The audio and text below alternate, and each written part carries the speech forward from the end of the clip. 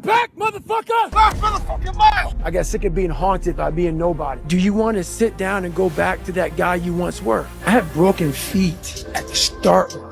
Salut la Team Shape, j'espère que vous allez bien, c'est Thibaut Shape et c'est un plaisir de vous parler aujourd'hui. Aujourd'hui, on va parler de David Goggins. Je vais vous raconter l'histoire d'un homme qui est passé d'un état dépressif et autodestructeur à une véritable machine de guerre. Un surhomme devenu un modèle de persévérance et de dépassement de soi, devenu célèbre dans le monde entier. L'histoire de David Goggins commence en 1975 dans les quartiers privilégiés de Buffalo City dans l'état de New York. Il est le fils de Jackie et Trenice Goggins. Trenice, son père, permet à la famille de vivre aisément grâce aux patinoires et aux clubs de roller qu'il possède en ville. Ces établissements lui procurent effectivement une belle stabilité financière, mais vous allez voir que les points positifs vont malheureusement s'arrêter là. Et oui, l'homme d'affaires est en réalité un proxénète doublé d'un bel escroc qui n'hésite pas à mettre le feu à ses propres bâtiments pour rafler l'argent des assurances. Alcoolique, voleur, menteur, c'est aussi et surtout un mari et un père extrêmement violent. Lorsqu'il est chez lui, il passe le plus clair de son temps à battre sa femme et à terroriser ses fils. D'ailleurs, c'est bien beau d'avoir des enfants, mais hors de question qu'ils s'abstiennent d'aller au boulot comme tout le monde. Il oblige donc le petit David, 6 ans seulement, à aller travailler la nuit dans l'une de ses patinoires. Bien évidemment, comme il travaille, l'enfant ne peut pas dormir. Pourtant, le lendemain matin, il est prié de se rendre à l'école et il a plutôt intérêt à ramener de bonnes notes. Fatalement, David commence à accumuler les graves lacunes scolaires. Et quand il rentre à la maison le soir, c'est souvent la même scène qui se rejoue sous ses yeux terrifiés. Sa mère se fait rouer de coups par son père complètement saoul. Ses premiers traumatismes vont laisser une trace profonde et indélébile dans le schéma de pensée de l'enfant et ne le quitteront plus jamais. Un jour, Trenice bat sa femme si fort et si longtemps qu'elle finit par perdre connaissance. Quelle merde. Comme d'habitude, David assiste à toute la scène. Mais c'est la fois de trop pour le petit garçon qui bondit sur le dos de son père dans une tentative désespérée de sauver sa maman. Sauf que son courage va déclencher une véritable vague de rage. L'enfant est passé à tabac pendant de longues minutes par son père qui le frappe encore et encore à l'aide de sa ceinture. Le lendemain matin, alors qu'elle vient le réveiller de sa courte nuit pour qu'il se prépare avant d'aller à l'école, Jackie, la mère de David, découvre avec horreur que son fils est recouvert de bleu et d'énormes hématomes des pieds à la tête. C'est là qu'elle comprend.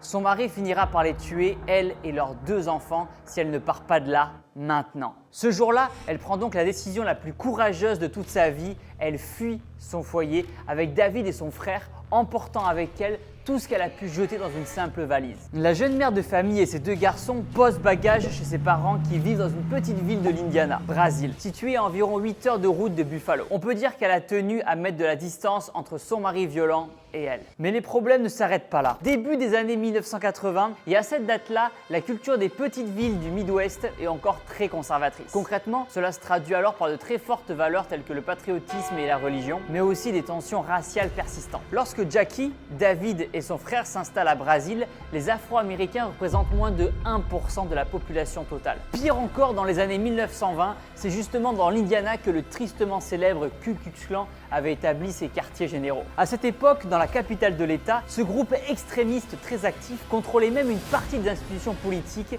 des tribunaux et de la police. Dans les années 1980, le pouvoir du Ku Klux Klan s'est déjà effondré, fort heureusement. Mais en plus de l'impact tenace qu'il a eu sur les mentalités, quelques petits groupes locaux tentent encore de faire du lavage de cerveau au plus de personnes possible. Ajoutez à ce merveilleux contexte le fait que David Goggins et sa famille sont les seuls Afro-Américains du quartier et vous avez la suite de l'histoire. Loin de la brutalité de son géniteur, le petit garçon doit maintenant faire face à un racisme violent et quotidien. À l'école, on dessine des dessins de lui pendu au bout d'une corde, on lui envoie des menaces de mort, des insultes humiliantes sur sa couleur de peau. Et un jour, il se retrouve même avec le canon d'une arme à feu pointé sur lui. L'école n'était déjà pas son point fort à cause du retard accumulé lorsqu'il travaillait de nuit, et ça ne fait qu'empirer à cause du harcèlement qu'il doit endurer jour après jour. De son côté, sa mère fait de son mieux pour que ses enfants aient un toit au-dessus de la tête, en cumulant 3 emplois à la fois. Mais ce combat personnel l'accapare et la fatigue tellement qu'elle n'a plus vraiment l'énergie de se soucier du reste. Peu à peu,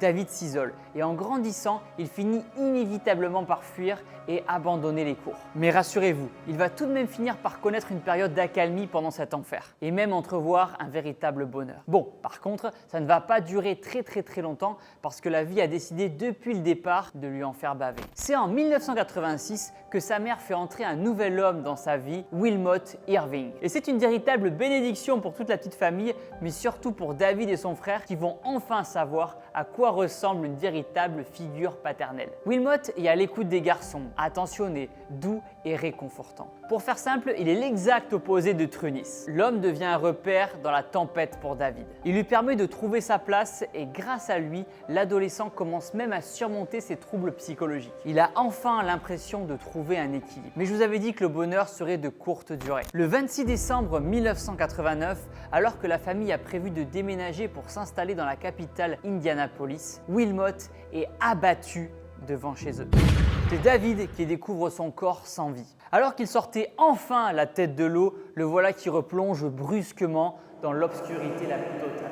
À l'âge de 19 ans, en échec scolaire, en proie à la dépression et à ses symptômes de stress post-traumatique depuis l'enfance, il se rapproche de son grand-père, un ancien militaire ayant fait carrière dans l'armée de l'air. Pour la première fois, le jeune homme se trouve un objectif, quelque chose à accomplir. Seulement, le test d'entrée a beau être accessible, ses lacunes en lecture et en écriture sont telles qu'il est recalé 2 fois d'affilée. Il ne se laisse pas le choix, il doit réussir. I can't get this paragraph. I can't remember what the f***'s in this paragraph to pass this test to get in the military. Read again. Still not getting it. Read again. And that's how I started learning. Il passe donc des heures et des heures à retenir tout ce qu'il lit et réussit enfin à décrocher son précieux sésame au bout de la 3e fois. Le voilà officiellement membre de l'Air Force. Mais David n'a pas l'intention de s'arrêter à cet exploit. I was in the Air Force for about 4 years. I wanted to be Air Force pararescueman. Some of the best medics on the planet Earth. Sauf que ses projets sont réduits à néant pendant sa période de formation car il en est exclu pour raison médicale. On my official paperwork out of pararescue training, it has David Goggins left on the medical. But the truth of the matter is,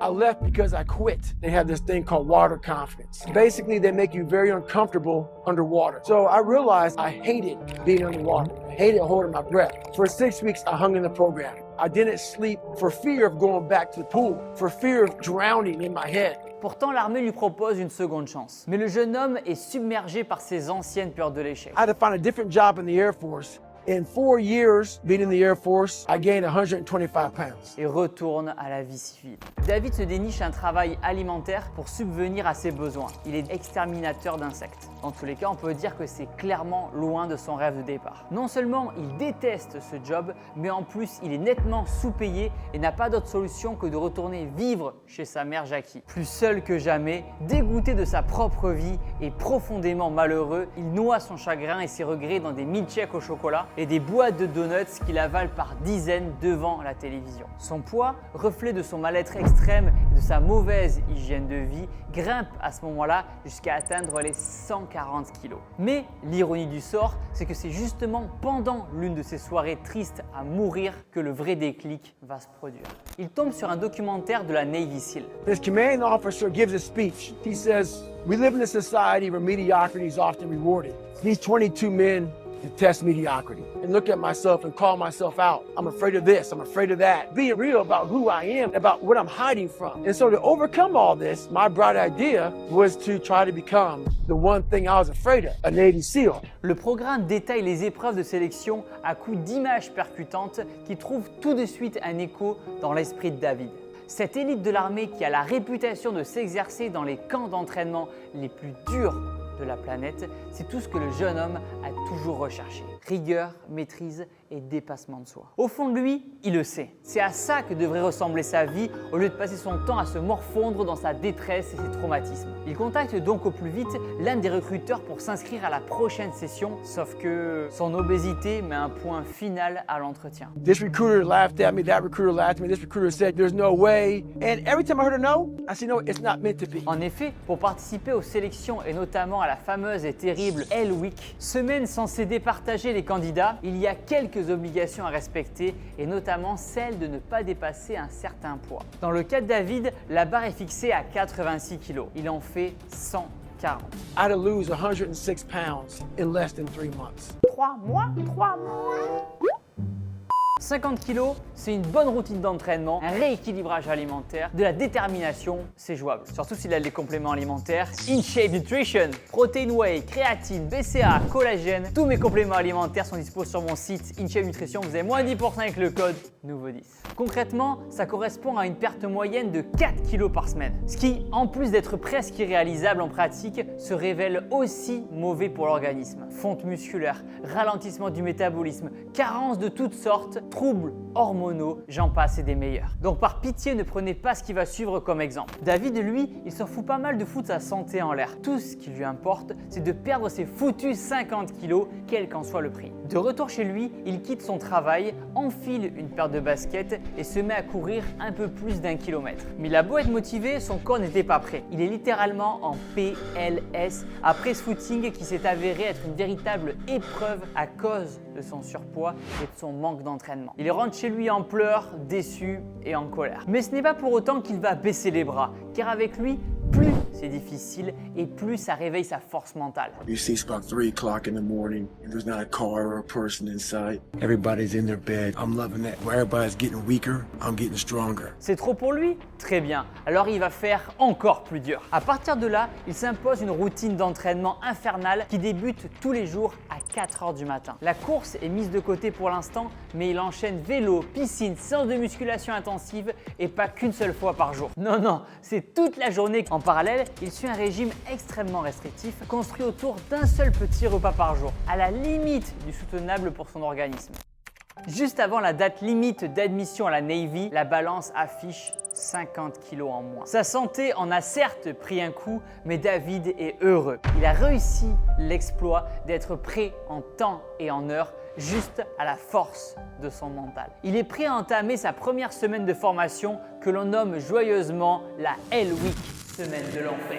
La Hell Week est l'étape la plus redoutée et la plus éprouvante de la formation des Navy SEAL. En moyenne, seuls 25% des candidats parviennent à passer ces 5 premiers jours. Entre les très nombreux abandons, les blessures, les renvois et aussi les accidents mortels, cette épreuve élimine d'office ceux qui ne possèdent pas la détermination hors norme attendue chez les futurs soldats. C'est tout simplement le programme d'entraînement le plus hardcore de l'armée américaine. Et on vous annonce tout de suite la couleur. Avant même de vous lancer dans la Hell Week, on vous demande d'effectuer 20 tractions et une centaine de pompes en moins de 2 minutes. Puis de nager sur plus de 450 mètres en 9 minutes maximum. At the beginning of Hell Week, it's all fun and games. So you're fucking hyped up, and your boys are linked arms, and you're getting sprayed. The instructors are yelling at you, bombs are going off, concussion grenades. Yeah, hoo-yah, fuck yeah, yeah, motherfucker, yeah! Viennent ensuite les redoutables épreuves à travers lesquelles on teste votre endurance et votre ténacité. De la nage en eau glacée, des parcours de course quasiment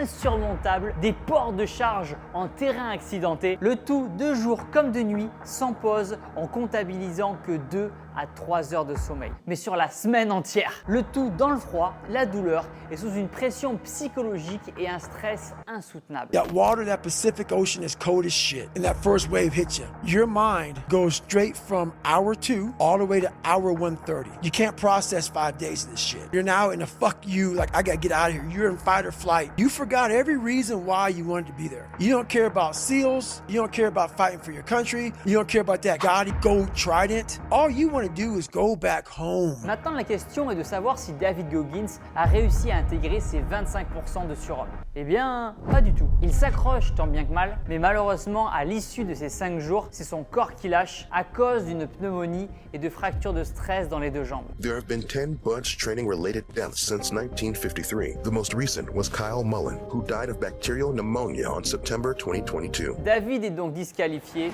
c'est terminé pour lui.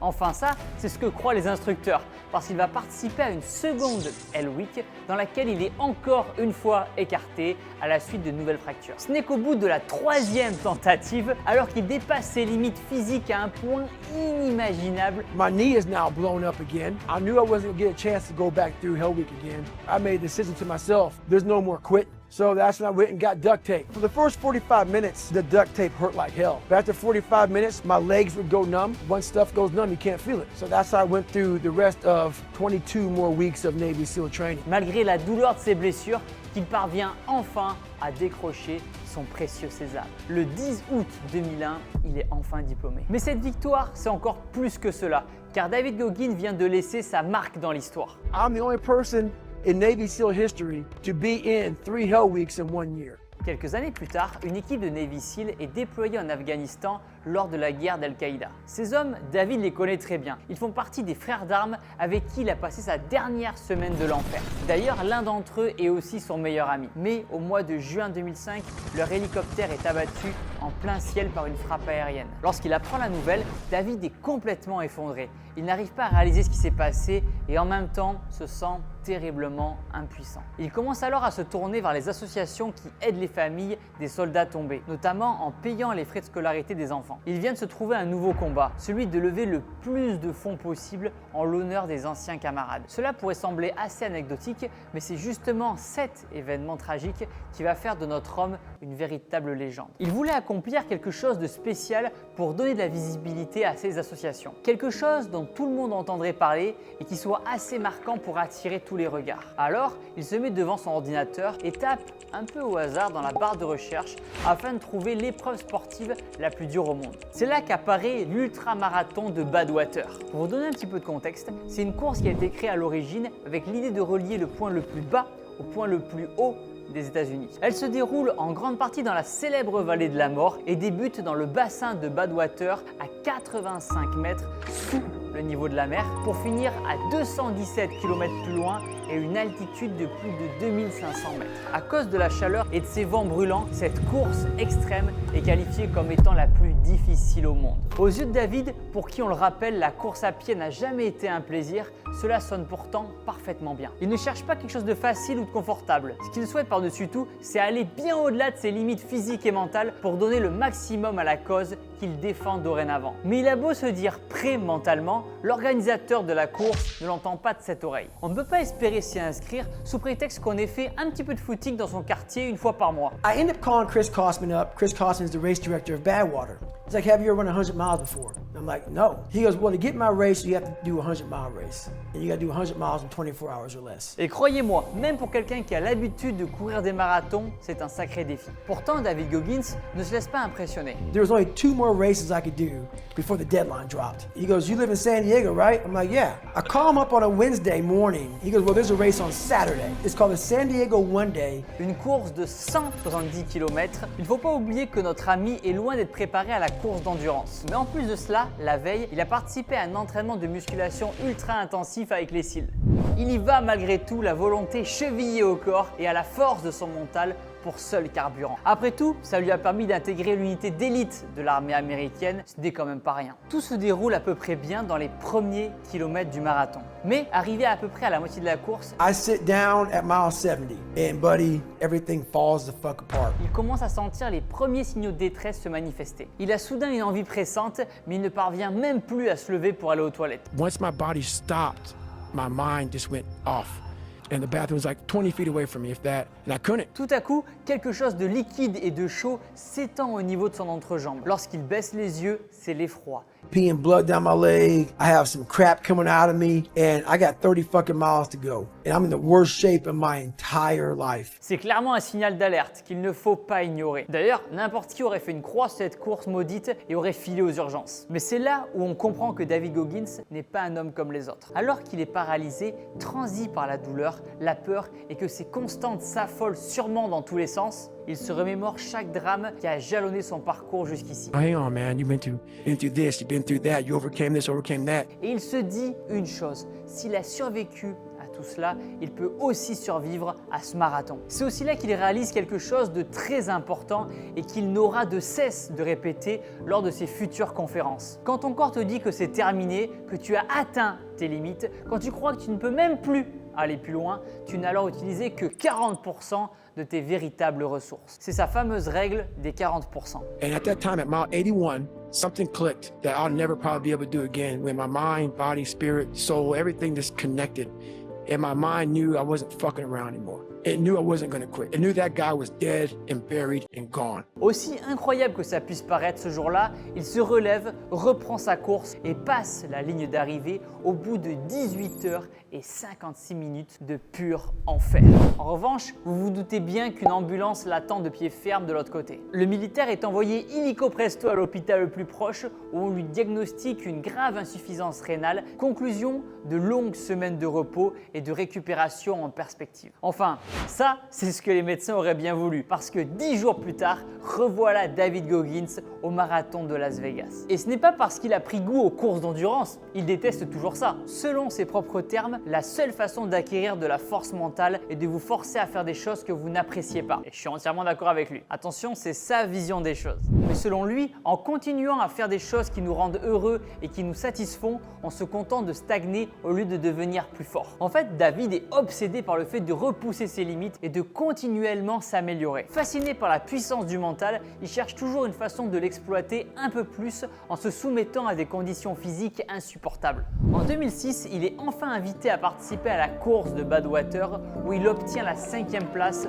au classement. Une performance extraordinaire pour son niveau de l'époque. Il s'inscrira à cette course à 3 reprises. Le 3, c'est décidément un chiffre qu'il suit. Et grâce à cela, il parviendra à lever plus de 3 millions de dollars de fonds pour l'association Special Operation Warrior Foundation. If you're a special operator and you die, it will give 100% tuition to your son or daughter to go to college. David Goggins a même fini par devenir l'élite des ultramarathons et est nommé héros de la course à pied par le magazine Runner's World en 2008. Pourtant, un an plus tard, on lui diagnostique un grave problème cardiaque qui était ignoré jusque-là. Un défaut congénital qui crée un trou entre les 2 oreillettes du cœur. Jusqu'à ce qu'il soit opéré, son cœur ne fonctionnait donc qu'à 75% de sa capacité. Et cela sans que personne n'en ait la moindre idée. Depuis, il ne cesse de faire parler de lui sur la scène internationale. Non seulement pour ses exploits sportifs, mais aussi pour son mindset légendaire. Ça ne veut pas dire qu'il n'échoue jamais, mais plutôt qu'il se relève toujours jusqu'à réussir à atteindre son objectif.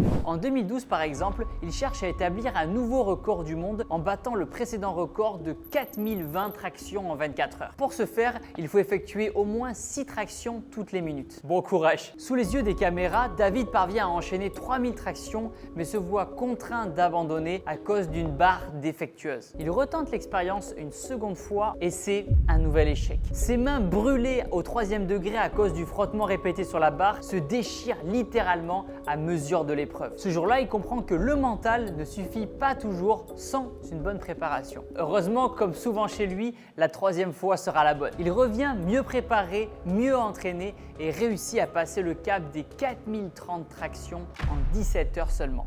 Depuis, il est devenu un conférencier prisé du monde entier et aussi l'auteur du best-seller autobiographique Can't Hurt Me, un livre retraçant son histoire avec une sincérité et une franchise poignante. Jusqu'à ce jour, il est le seul à avoir passé et réussi les tests de sélection des 3 branches des forces spéciales les plus dures de l'armée américaine. Il continue de s'entraîner sans répit jour après jour et de courir les ultramarathons les plus hardcore de la planète, et ce, malgré le fait que ses genoux sont dans un état si désastreux qu'ils sont aujourd'hui os contre os et complètement déformés. Vous vous en doutez, ce n'est pas ça qui va arrêter celui qui a couru sur 2 jambes brisées et rafistolé au scotch. De son propre aveu, David Goggins n'en a jamais assez. People go, man, why don't you ever smile? There's no fucking end, my friend. Peu importe le nombre de records qu'il établit, il ne s'autorise jamais à penser qu'il a réussi et qu'il peut prendre un repos bien mérité. Well, people are terrified of this thing that you're saying, that there's no finish line, that every day is a new Yes. thing, that you have to earn it. Still, after all the shit you've done, every day you get up and you have to earn it. Yes, I want you to be scared of it. It's great motivation. If I ever shut it down, that's the end of me. Avec ce mental, nul doute qu'on entendra encore parler de David et de ses exploits dans les années à venir. Dites-moi dans les commentaires de quel autre sportif vous aimeriez que je parle. Tous mes compléments alimentaires pour le sport sont dispo sur mon site InShape Nutrition. Protein Whey, Clear Whey, créatine, barre protéinée, collagène. Vous avez moins 10% avec le code NOUVEAU10. C'était Thibaut InShape, vous êtes les meilleurs.